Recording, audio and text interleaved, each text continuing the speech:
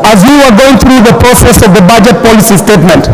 And one key issue that we noted, Mr. Speaker, is the fact that even if on paper we agreed that we are working on a zero-based budget regime, we noted that we still have a situation where we are budgeting using traditional and historical allocations, Mr. Speaker, to an extent that there are sectors that end up suffering because traditionally they have not been very big sectors at the expense of the sectors that have always been dominant sectors, the very infrastructure heavy, capital intensive sectors like roads, education, health, and all these are the big sectors. But Mr. Speaker, the big take home for this BPS is the fact that this House has finally found its footing in the process of budget making, that this House is taking the very serious business of budgeting back to where it belongs, which is the floor of this House. Mr. Speaker, over the years, there have been people who have attempted to overtake or usurp the responsibility of budgeting to themselves. And the culprits, Mr. Speaker, are known. The very infamous treasury mandarins have been known to interrupt the budgeting process. But this year, Mr. Speaker, with the process that we have undertaken, we are truly taking our place as the budgeting house. Mr. Speaker, I'd finally like to add this to this point, that with a 4.1 trillion Kenya shilling budget, that we are funding to the tune of 2.9 trillion from the regular revenue, it means then that we are a country that is serious on living within its means. We are not here as Parliament trying to budget in the way that we have seen even some counties trying to budget, where they overproject on the revenues that are not achievable, and they end up underscoring on the performance targets on the budget. So, Mr. Speaker, because the excitement is high, these members have seen the money they have put in for their electricity, for their schools, for the women and the youth in their constituencies. Mr. Speaker, I will not take any more time to dilute the excitement other than to congratulate the very able Member of Parliament from Keharo, the Honorable Samson Dende Nyoro, and his very hard-working committee of the Budget and Appropriation Committee. And Mr. Speaker, I second. Order, Honorable Sirma. Take the nearest seat.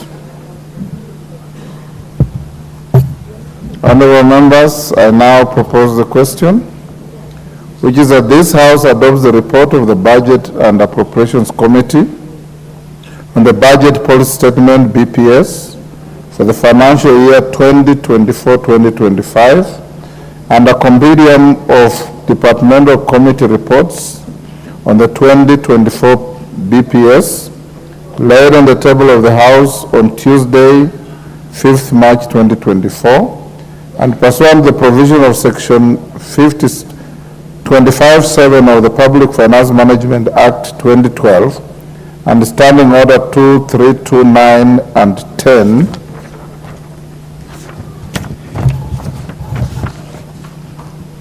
approves the Budget Policy Statement BPS for the financial year 2024-25. B, makes the following financial resolutions with respect to the BPS.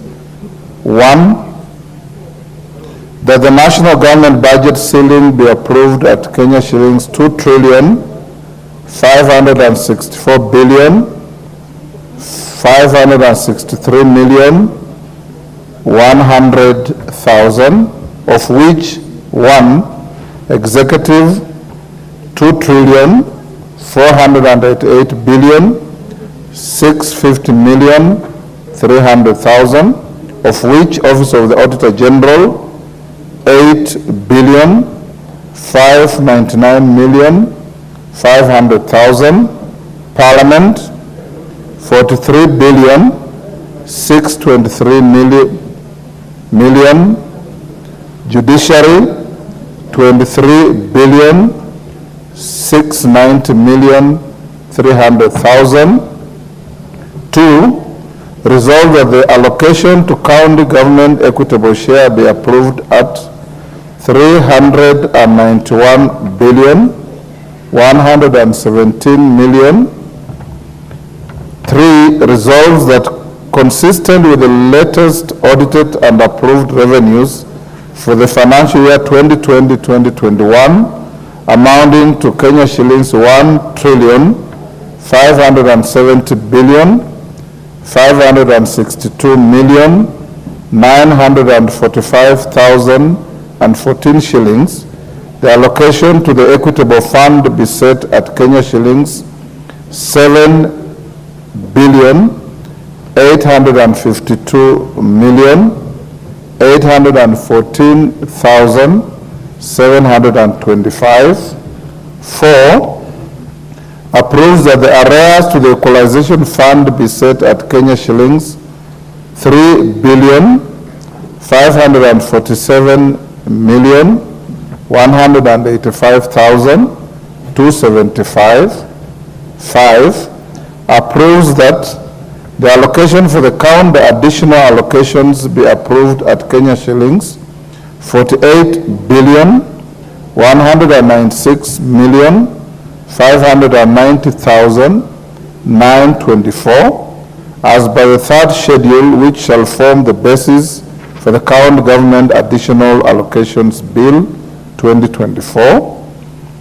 6. Resolves that consistent with the approved borrowing strategy in the medium-term debt management strategy, the projected fiscal deficit be set at Kenya shillings 703,870 million, that is 3.9% of GDP, being the difference between the total revenues and grants and total expenditure and net lending.